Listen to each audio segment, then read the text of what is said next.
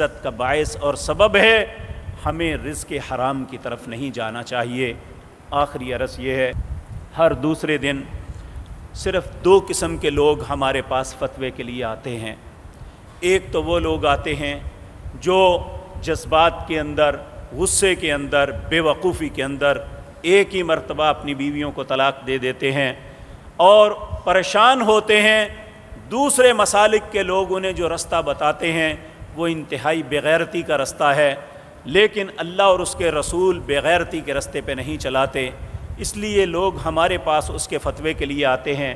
دوسرا جو افسوسناک بات ہے، ہر تیسرا آدمی باپ فوت ہو کے اپنی پراپرٹی چھوڑ کے جاتا ہے، یا تو وہ غلط کرتا ہے اپنے بعض بچوں کے نام منتقل کر جاتا ہے، یا بیٹوں کو دے جاتا ہے، بیٹیوں کو محروم کر جاتا ہے، یا بعض بیٹوں کو ساری زندگی اپنے ساتھ کام پہ لگا کے رکھتا ہے لیکن انہیں کوئی کرندگی یا تنخواہ نہیں دیتا، اور دوسرے اپنا برابر حق وصول کر لیتے ہیں۔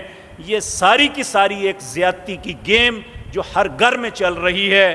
یاد رکھیں، نبی کریم صلی اللہ علیہ وسلم نے فرمایا، ایک شخص 70 سال تک وہ اللہ کی عبادت کرتا رہے، 70 سال کی زندگی میں اس نے ایک گناہ بھی نہ کیا ہو، لیکن مرنے سے پہلے اپنی اولاد کے حق میں وصیت غلط کر جاتا ہے، کسی کو کم یا زیادہ نام لکھوا دیتا ہے، 70 سال جہنم کی گہرائی میں جا کے گر جائے گا۔ اس لیے میں اللہ کا واسطہ دے کے کہتا ہوں، بھائیوں سے التجا کرتا ہوں، بہنوں کا حق نہ ماریں۔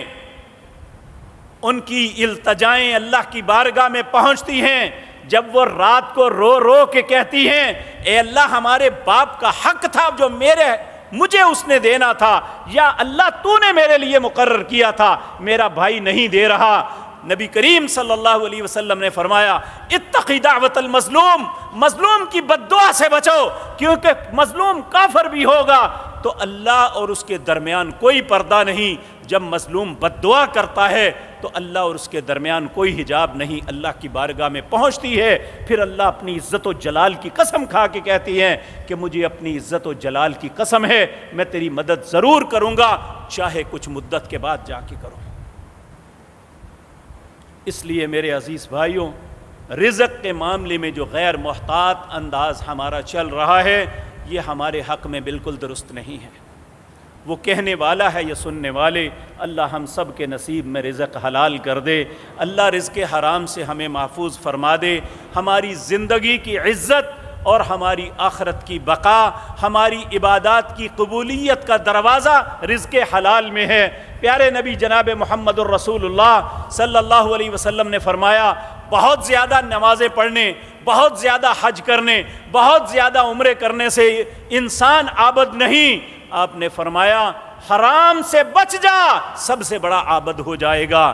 سب سے بڑا عبادت گزار وہ انسان ہے، چاہے اس کی عبادات کی تعداد کم کیوں نہ ہو، لیکن اس کا رزق حلال ہے تو وہ سب سے بڑا عابد ہے۔ اس سے بھی بڑا جو تہجدوں میں اٹھتا ہے لیکن اس کا رزق حلال نہیں، جو نمازیں بھی پڑھتا ہے لیکن اس کا رزق حلال نہیں، یہ شخص جس کے فرائض ہی ہیں صرف لیکن وہ حرام سے بچ جاتا ہے، تو سب سے بڑا اللہ کی نظروں میں عابد وہ ہے۔ اللہ ہمیں بھی رزق حلال نصیب فرمائے، رزق حرام سے بچائے۔ اقول قولی ھذا واستغفر اللہ۔